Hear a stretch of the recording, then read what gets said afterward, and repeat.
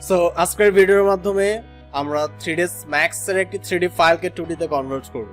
তো অনেক সময় আসলে আপনাদের প্রয়োজন হতে পারে যে 3D ফাইলটাকে হলো AutoCAD এর ফাইলে হলো আপনার প্রেজেন্ট করার সময়।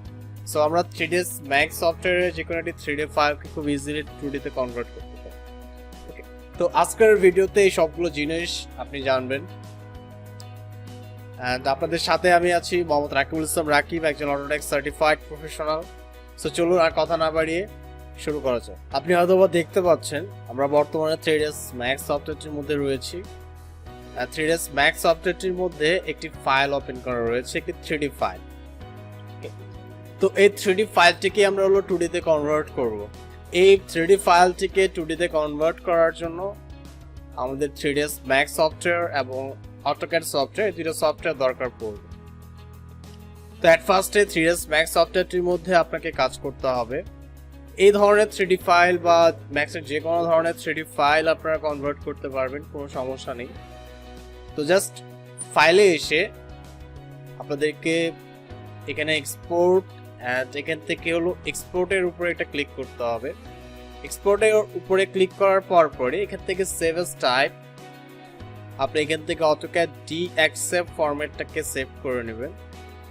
ওকে, সেভ করার পরই জাস্ট একটা ডিজায়ার লোকেশনে হলো আপনাদের ফাইলটাকে হলো সেভ করতে হবে। তো এই ক্ষেত্রে আমি ঠিক মিউজিকের ভিতরে হলো এটাকে সেভ করছি, বাংলাদেশ ম্যাপ নাম। এন্ড জাস্ট এখান থেকে আপনি সেভ বাটনের উপরে একটি ক্লিক করলে এটা সেভ হবে। হ্যাঁ, এখান থেকে কিছু একটা ডায়ালগ বক্স আপনাদেরকে শো করবে, অর্থাৎ আপনি এই ফাইলটিকে কোন ভার্সনে, AutoCAD এর কোন ভার্সনে আপনি এটাকে এক্সপোর্ট করতে চাচ্ছেন। তো এখানে 2010, 2007, তো আমি এখান থেকে 2007 সিলেক্ট করে দিলাম। তারপর এখান থেকে entire scene or selected object, well আপনারা হয়তোবা দেখতে পাচ্ছেন যে আমি একটি ফাইল সিলেক্ট করে রাখছি। সো এখান থেকে ইন্টার সিন না দিয়ে জাস্ট এখান থেকে সিলেক্টেড অবজেক্টসের উপরে ক্লিক করে বাকি সবগুলো সেটিংসের মধ্যে টিক রেখে জাস্ট আপনি এখান থেকে ওকে বাটনে একটি ক্লিক করবেন। ক্লিক করার সাথে সাথেই আপনার এই ফাইলটি এক্সপোর্ট হয়ে যাবে DXF ফরম্যাটে। তো আমরা একটু যাই এন্ড আমরা গিয়ে একটু দেখি যে আমাদের ফাইলটাকে আমরা ওপেন করলে সেটা AutoCAD এ কেমন দেখায়। ওয়েল, আমরা ফাইলটাকে মিউজিক ফোল্ডারে সেভ করেছিলাম বাংলাদেশ map.dxf ফরম্যাটে। এখন জাস্ট যে কাজটা আপনি করবেন সেটি হলো এই ফাইলটির উপরে মাউসের রাইট বাটন ক্লিক করে এখান থেকে ওপেন বাটনের উপরে একটি ক্লিক দিতে হবে। তো এখানে দেখতে পাচ্ছেন 3ds Max থেকে যে 3D ফাইলটা আমরা AutoCAD এর ড্রয়িং ফরম্যাটে বা DXF ফরম্যাটে আমরা নিয়ে আসছিলাম সেটা AutoCAD ওপেন হয়ে গিয়েছে। যেমনটা আপনি দেখতে পাচ্ছেন এটা এখনো একটা স্টিল নাও একটা 3D মডেলই রয়েছে। সো এই 3D মডেল থেকে আমরা 2D মডেল কনভার্ট করব। তো এর জন্য জাস্ট আমরা এখান থেকে ভিউটাকে চেঞ্জ করব। সো আপনি এখানে SW আইসোমেট্রিকের উপরে ক্লিক করে টপ ভিউতে চলে আসবেন। আসার পরে আপনাকে একটা কমান্ড টাইপ করতে হবে যেটা নাম হলো ফ্ল্যাটার। কমান্ডটাকে টাইপ করে এন্টার দিয়ে দেন তারপরে আমরা যেই অবজেক্টটাকে বা যে 3D অবজেক্টটাকে আপনি হলো 2D তে কনভার্ট করতে চান সেটাকে সিলেক্ট করে একটা এন্টার দিবেন। এন্ড আপনাকে এখানে এই ধরনের একটা মেসেজ শো করবে যে রিমুভ হিডেন লাইনস। ওয়েল, এখান থেকে Y ফর ইয়েস আপনি দিয়ে দিবেন এন্ড দেওয়ার পর একটা এন্টার। কিছুক্ষণ ওয়েট করতে হবে আপনাকে, অর্থাৎ আপনার যে 3D ফাইলটি সেই 3D ফাইলটি হলো 2D তে কনভার্ট হবে।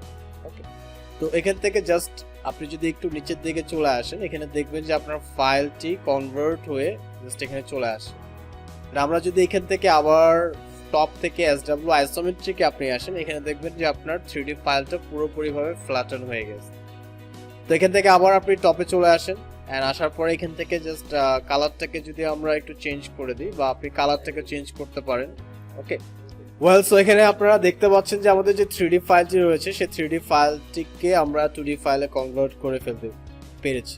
ওকে, পুরোপুরি আমাদের একটা সিঙ্গেল লাইনে হয়ে গেছে। আপনারা চাইলে এটাকে হলো এক্সপ্লোরও করতে পারেন, সম্পূর্ণটাকে সিলেক্ট করে এক্স লিখে এন্টার। সো ধন্যবাদ সকলকে ভিডিওটি দেখার জন্য। এবং আমাদের নেক্সট ভিডিওতে আমরা একটা বিল্ডিং এর যে এলিভেশন রয়েছে সেই এলিভেশনটাকে অর্থাৎ 3D এলিভেশন থেকে আমরা 2D এলিভেশনে কিভাবে কনভার্ট করতে পারবো আমরা AutoCAD ফাইলে সেটা আমরা দেখব। So once again thank you all আপনাদেরকে সাথে থাকার জন্য। আর অবশ্যই ভিডিওটা যদি আপনাদের ভালো লাগে লাইক কমেন্ট এবং শেয়ার করবেন এবং কমেন্ট করে অবশ্যই জানাবেন যে আপনার ভিডিওটি কেমন লাগবে। অ্যান্ড ম্যাথসের আর কোন টপিকের উপরে আমরা ভিডিও নিয়ে আসতে পারি সেই জিনিসটা আপনারা কমেন্টের মাধ্যমে আমাদেরকে জানিয়ে দিতে পারেন। তো ধন্যবাদ সকলকে সাথে থাকার জন্য। আপনারা সকলেই ভালো থাকবেন, সুস্থ থাকবেন এবং অবশ্যই ক্যাট কোডের সাথেই থাকবেন।